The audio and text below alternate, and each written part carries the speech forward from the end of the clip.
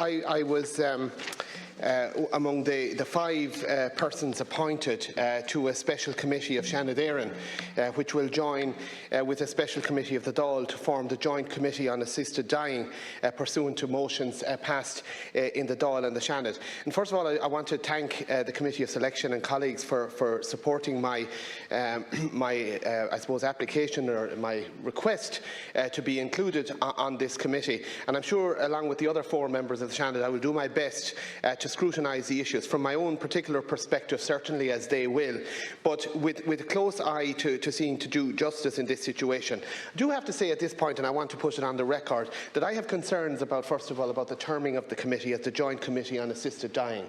What is proposed here by some in these houses is a change in the law that will make certain people in our society very, very vulnerable to feeling that they don't belong in our society anymore. We spend a lot of time and effort and resources, rightly, in discouraging suicide. So for me, this is a joint committee looking at the issue of assisted suicide, and that's how I intend to term it. And I do think that the committee that has been set up should seek to be known as the Joint Committee on Assisted Dying or Assisted Suicide, because we mustn't have one term leading the way, as it were, or shaping public opinion one way or the other.